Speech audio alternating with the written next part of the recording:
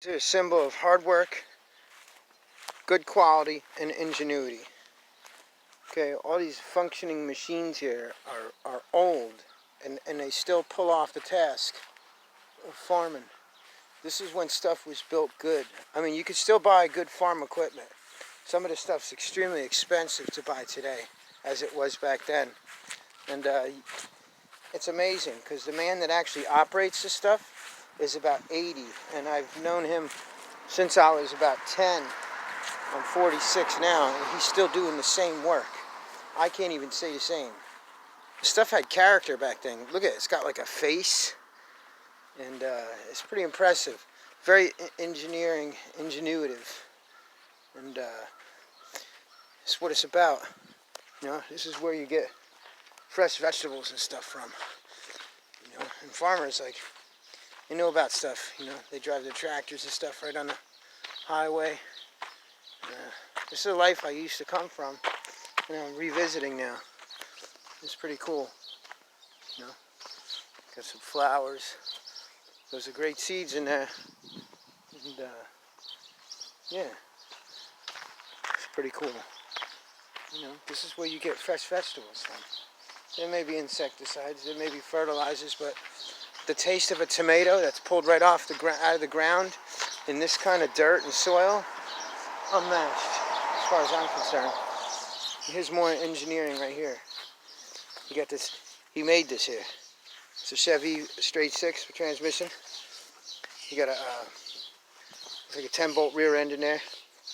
All that's handmade, and that's what it takes to get the job done. And that's what people did back then, because they're self-sufficient. And all this stuff right here, you know, to me that's impressive, because it shows hard work, it shows integrity, it shows a brain, and it's the premise of get her done and making it happen. And it's stuff like this that feeds people, you know, and these are the farmers of America.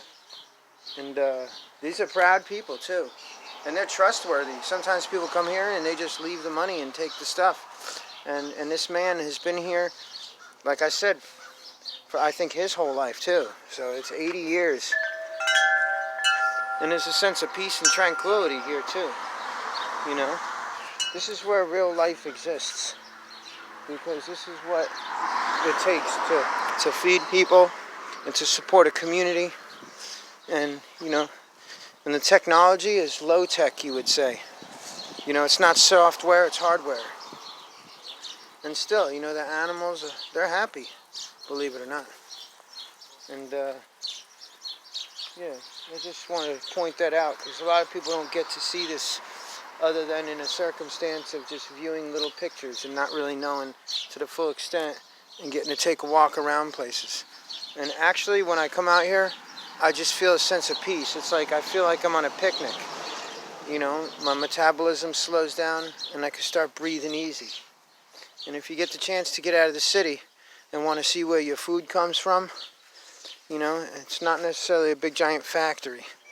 And it's not made by areas that are policed and stuff like that. And this is at the pace of human life right here. And it's really good to visit. You know, it's good to come out of your element and see stuff like this. Because, like I said, this is where true life exists, and where stuff really comes from, when it comes from the heart and it matters. And this is in every country too. It's not just America, but it still exists in America. And pretty much every state has its own style and selection of, you know, specialized growing and stuff like that. I'm more interested in the growing, not really interested in cattle anymore, other than the fact that there's nice animals, you know, and people are eating them, yeah.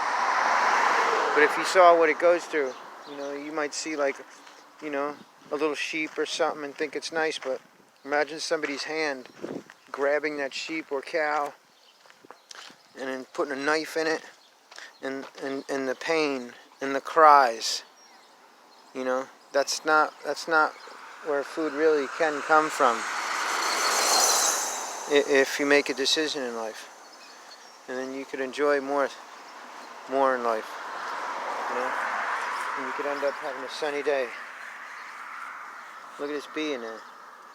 He's happy. He's at home right there. Hi, Mr. Bee. Yay! I don't know. I might have scared him. I think he was done. He's been in there for a while. Pretty cool, huh? That's what it's all about, folks.